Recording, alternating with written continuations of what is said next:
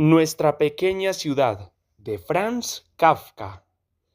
Nuestra pequeña ciudad no está en la frontera, ni siquiera cerca. Hasta la frontera aún hay una buena distancia, tan larga que nadie de la ciudad ha estado allí. Hay que atravesar yermas zonas montañosas, pero también amplios campos fértiles. Uno se cansa con solo imaginarse una parte del camino. También hay que pasar por grandes ciudades, mucho más grandes que la nuestra. 10 ciudades como la nuestra, puestas una detrás de otra, y otras tantas insertadas desde arriba, no igualarían a ninguna de esas ciudades enormes y compactas. Si uno no se pierde en el camino, se perderá seguro en las ciudades, y es imposible esquivarlas por su tamaño.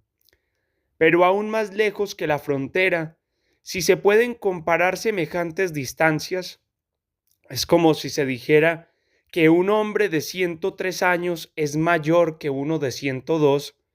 Mucho más lejos que la frontera está la capital. Aunque recibimos noticias de vez en cuando de las guerras fronterizas, de nuestra capital no sabemos casi nada. Me refiero a nosotros, los ciudadanos medios, pues los funcionarios del gobierno tienen una buena conexión con la capital. En 2 o 3 meses pueden recibir una información de allí, al menos eso es lo que afirman. Por eso es extraño, y yo me maravillo una y otra vez, cómo nosotros, en nuestra ciudad, nos sometemos tranquilamente a todo lo que se ordena en la capital. Desde hace siglos no se ha producido ningún cambio político que partiese de los ciudadanos. En la capital se han ido sucediendo los soberanos, incluso dinastías enteras se han extinguido o han sido depuestas, y otras nuevas han comenzado a gobernar.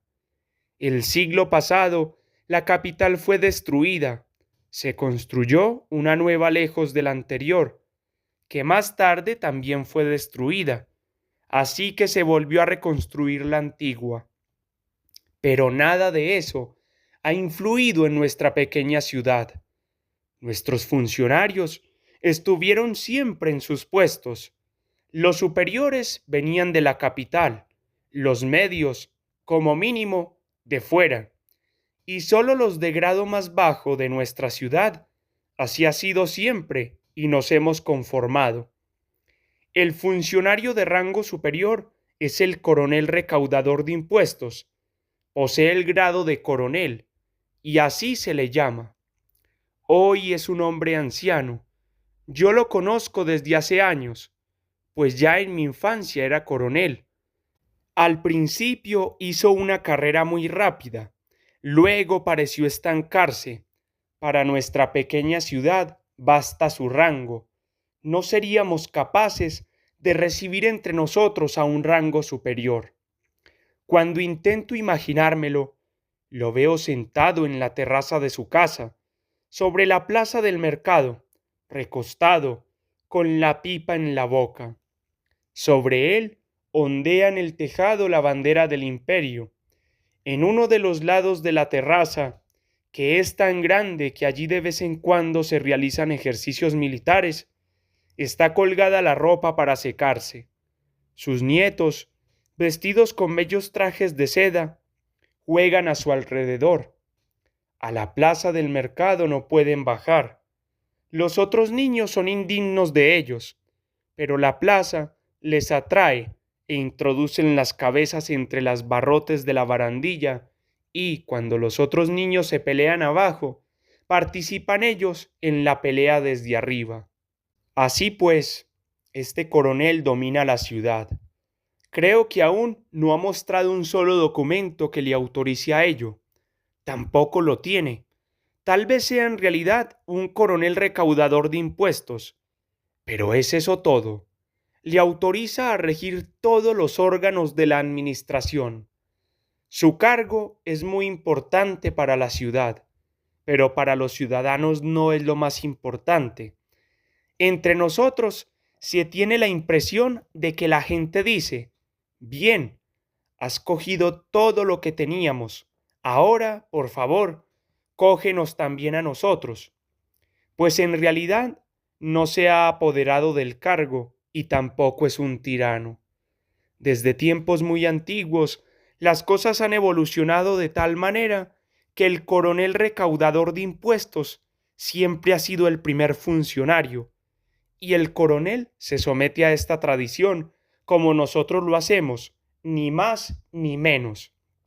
Sin embargo, aunque vive entre nosotros sin muchas diferencias en lo que se refiere a dignidad, es algo diferente a un ciudadano común.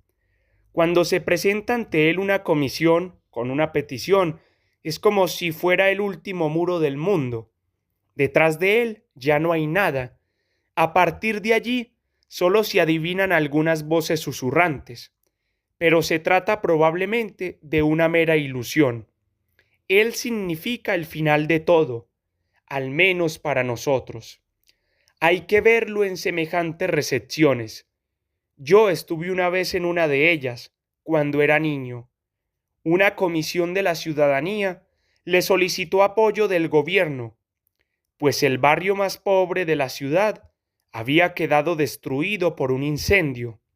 Mi padre, el herrero, está bien visto en la comunidad, así que fue nombrado miembro de la delegación y me llevó con él. Eso no es nada extraordinario. Todos intentan participar en un espectáculo así.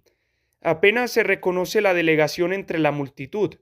Como la recepción se produce normalmente en la terraza, hay personas que se suben a unas escaleras en la plaza del mercado y toman parte en las conversaciones por encima de la barandilla. Antaño se disponía todo de tal modo que se le reservaba un cuarto de barandilla. La otra parte la ocupaba la multitud. Algunos soldados lo vigilaban todo y rodeaban al coronel formando un semicírculo. En realidad, un soldado habría bastado, tal era el miedo que le teníamos. No sé muy bien de dónde vienen esos soldados. En todo caso, de muy lejos. Se parecen mucho entre ellos. Ni siquiera necesitarían llevar un uniforme. Es gente pequeña, no muy robusta, ágil. Lo más llamativo entre ellos es la fuerte dentadura, que rellena demasiado la boca, y un guiño espasmódico de sus pequeños y delgados ojos. A causa de estas dos últimas peculiaridades, son el terror de los niños, aunque también su placer, pues desearían ser siempre aterrorizados por esos dientes y esos ojos para, luego, huir de ellos corriendo. Ese miedo de la infancia no se pierde del todo en la edad adulta, aún sigue operando, aunque hay algo que se suma. Los soldados hablan un dialecto incomprensible para nosotros. Apenas se pueden habituar tampoco al nuestro. Eso acentúa su aislamiento, que, por lo demás, pertenece a su carácter. Tan callados, serios y rígidos son, no hacen nada realmente malo, y, sin embargo, son casi insoportables en un sentido perverso. Entra, por ejemplo, un soldado en un comercio, compra cualquier pequeñez y permanece allí apoyado en el mostrador, escucha las conversaciones, probablemente ni las comprende, pero su actitud es como si las comprendiera. Aunque él mismo no pronuncia una palabra, solo mira fijamente al que está hablando, luego al que escucha, y mantiene la mano en la empuñadura del gran cuchillo de su cinturón. Eso es repugnante. Se pierden las ganas de seguir conversando. La tienda se queda vacía, y solo cuando ocurre esto se va el soldado. Así que, allí donde van los soldados, nuestro pueblo enmudece.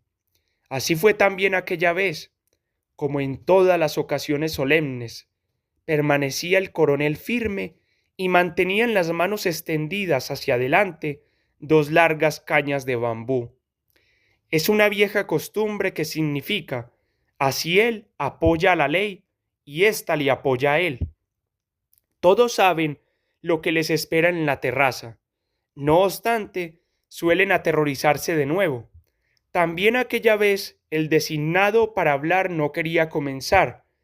Ya estaba frente al coronel, pero le había abandonado el valor y retrocedía hacia la multitud alegando disculpas. Tampoco se encontró a ninguna persona que fuera indicada para hablar. De los no indicados, sin embargo, se ofrecieron varios. Había una gran confusión y se enviaron mensajeros a distintos ciudadanos que eran conocidos oradores. Durante todo ese tiempo, el coronel permanecía inmóvil, solo al respirar bajaba y subía llamativamente el pecho. No era porque respirase con dificultad, solo respiraba aparentemente con fuerza, por ejemplo, como lo hacen las ranas, aunque ellas lo hacen siempre, y en él era algo excepcional. Yo me deslicé entre los adultos y le observé a través del espacio que dejaban dos soldados, hasta que uno de ellos me apartó con la rodilla. Entretanto, el que había sido originalmente designado para hablar, había hecho acopio de valor y sostenido por dos ciudadanos, presentó la petición. Era conmovedor ver cómo sonreía el coronel mientras describía la gran desgracia acaecida. Su sonrisa era la más humilde que podía existir, con la que se afanaba en vano por despertar una reacción similar en el rostro del coronel. Finalmente, logró transmitir la petición. Creo que solo solicitó una liberación de impuestos por un año, o tal vez madera más barata de los bosques imperiales. A continuación, hizo una profunda reverencia y permaneció así, como todos los demás, excepto el coronel, los soldados y algunos funcionarios detrás de él. Para un niño era ridículo ver cómo los de las escaleras, en el borde de la barandilla, bajaban algunos peldaños para no ser vistos mientras duraba esa pausa decisiva, y se dedicaban a espiar con curiosidad a la altura del suelo de la terraza. Duraba un rato. A continuación aparecía un funcionario, un hombre pequeño, ante el coronel, quien permanecía inmóvil hasta en su respiración más profunda. El funcionario intentaba alzarse hacia él sobre las puntas de los pies y recibía un mensaje en el oído. Luego daba unas palmadas, un signo para que la gente se levantara y anunciaba: se rechaza la solicitud. Podéis alejaros. Un innegable sentimiento de liberación atravesó la multitud. Todos salieron de allí a codazos. El coronel aparentemente se había tornado en un hombre como nosotros y no se fijaba en nadie en especial. Solo vi cómo, agotado, soltó las cañas, que cayeron, y se hundió en una butaca traída por un funcionario que le metió a toda prisa la pipa en la boca. Toda esta escena no es algo aislado. Así sucede siempre en general. No obstante, de vez en cuando acontece que se admite alguna pequeña solicitud, pero es como si el coronel lo hubiera decidido asumiendo la responsabilidad, como una persona privada poderosa. Esa decisión tiene que ser mantenida en secreto ante el gobierno, aunque no de una forma expresa, sino en cuanto a los efectos.